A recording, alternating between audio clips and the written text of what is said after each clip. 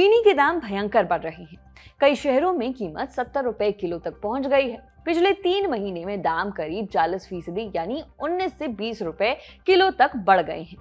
कीमत कम करने के लिए केंद्र ने 31 अक्टूबर तक 10 लाख टन रॉ शुगर बिना ड्यूटी के आयात करने की मंजूरी दी है।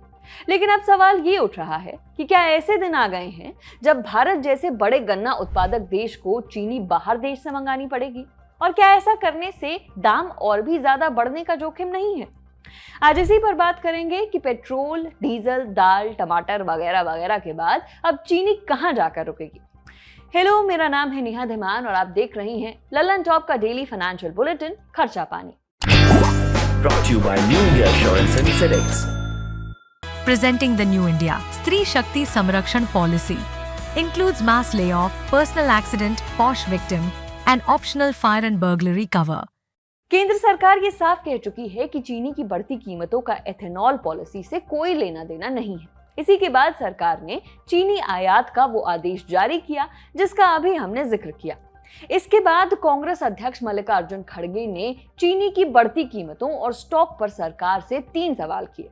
पूछा कि ये कैसा आत्मनिर्भर भारत है जहां विदेश से चीनी आयात की जा रही है और दूसरी तरफ गन्ने को पेट्रोल में मिलाने के लिए एथेनॉल में झोंका जा रहा है।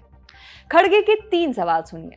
पहला सवाल, भारत दुनिया का एक बड़ा चीनी उत्पादक और निर्यातक देश है, लेकिन अब हमारे यहाँ चीनी का स्टॉक 9 साल के निचले स्तर पर है। ऐसी नौबत क्यों आई कि सरकार को 10 लाख टन रॉ शुगर बिना ड्यूटी आयात की मंजूरी देनी पड़ी? दूसरा सवाल, 3 महीने में चीनी करीब 40% महंगी हुई है।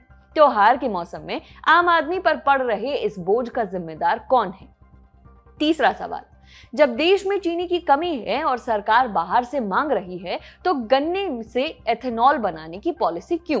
इन सवालों पर तो अभी सरकार की तरफ से कोई जवाब नहीं आया है, लेकिन जो सवाल हमारे आपके मन में हैं, उनके जवाब ढूंढने की कोशिश करते हैं।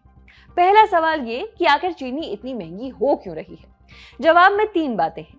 पहली, पिछले साल ज्यादा बारिश से गन्ने की फसल को नुकसान हुआ। National federation of cooperative sugar factories limited यानी NFCSF के मुताबिक पिछले साल औसतन 100 किलो गन्ने से 12 किलो से भी कम चीनी बनी।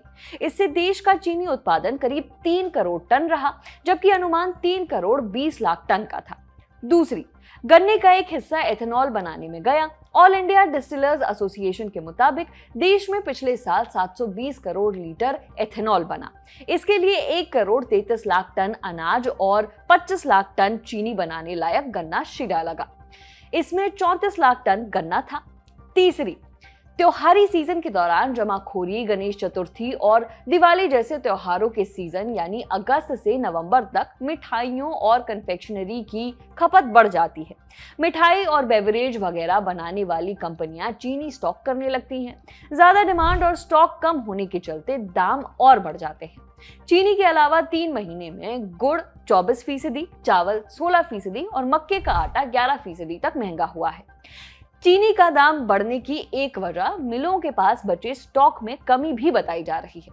खबरें आ रही हैं कि मिलों के पास शुरुआती स्टॉक पिछले साल के मुकाबले कम हुआ है।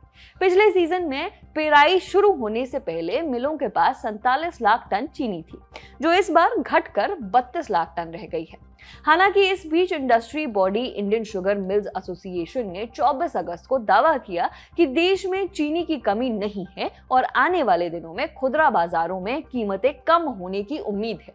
ISMA के अध्यक्ष नीरज शिरगांवकर ने दैनिक भास्कर से कहा, कीमतों में बढ़ोतरी का मुख्य कारण सट्टेबाजी के तहत की गई जमाखोरी और मौसम से जुड़ी समस्याएं हैं। इसकी वजह से उत्पादन कम हुआ है, लेकिन त्योहारी सीजन की मांग को पूरा करने के लिए देश में पर्याप्त स्टॉक मौजूद है। कमोबेश यही बात सरकार भी दोहरा रही है। सरकार ने चीनी की बढ़ती कीमतों के लिए एथेनॉल उत्पादन को जिम्मेदार मानने से इनकार किया है। खाद्य सचिव संजीव चोपड़ा का कहना है कि कीमत बढ़ने की वजहों में घरेलू उत्पादन में कमी, त्योहारों से पहले बढ़ी मांग, मौसम से गन्ने की फसल को नुकसान और अंतर्राष्ट्रीय बाजार में सप्लाई का दबाव है। दूसरी तरफ सरकार ने भी स्थिति कंट्रोल में रखने के लिए कुछ कदम उठाए हैं, जैसे कि महीने में 10 टन से ज्यादा चीनी स्टॉक करने वाले बड़े खरीदारों को अब 15 दिन से ज्यादा का स्टॉक रखने की अनुमति नहीं होगी।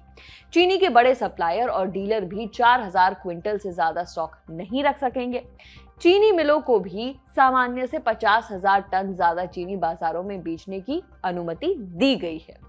एक तरफ चीनी का ये हाल है, दूसरी तरफ अब महंगा प्याज आम लोगों के आंसू निकाल रहा है।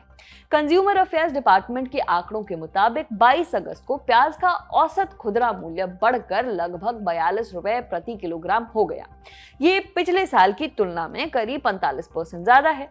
टाइम्स ऑफ इंडिया में छपी एक रिपोर्ट में प्याज के दाम में पिछले एक महीने में लगातार तेजी देखने को मिली है। एक महीने पहले की तुलना में प्याज के दाम करीब 20% उछले हैं। कुछ प्रमुख शहरों में कीमतों में खास तौर पर तेजी से वृद्धि हुई है। दिल्ली में प्याज लगभग 65 रुपए प्रति किलोग्राम पर बिक रहा था। पिछले साल इस दौरान प्याज की कीमत 35 रुपए प्रति किलोग्राम थी। चेन्नई में 22 अगस्त को प्याज करीब 60 रुपए प्रति किलोग्राम बिक रहा था। चेन्नई में पिछले साल 22 अगस्त के आसपास प्याज का दाम 33 रुपए प्रति किलोग्राम था। बाजार के जानकारों का कहना है कि देश में प्याज उत्पादन में नंबर 1 राज्य महाराष्ट्र में खरीफ प्याज के उत्पादन में 5% से 7% की गिरावट की खबरें हैं।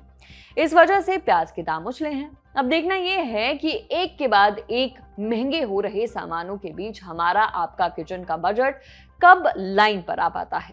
इस खबर में फिलहाल इतना है। अब दिन की कुछ अन्य जरूरी खबरों पर नजर डालते हैं। सोने का दाम 24 अगस्त को 1900 रुपए से भी ज्यादा ऊपर चढ़ गया। India Boolean and jewellers association यानी IBJA के मुताबिक 10 ग्राम 24 कैरेट सोने का दाम 1983 रुपए बढ़कर 1,63,000 रुपए हो गया। वहीं 1 किलो चांदी की कीमत 297 रुपए कम होकर 2,46,000 रुपए पर आ गई है।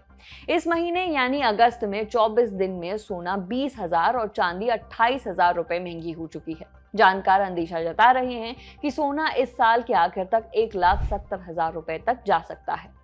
आज का खर्चा पानी यहीं तक। देखते रहिए दी लल्लन टॉप। शुक्रिया।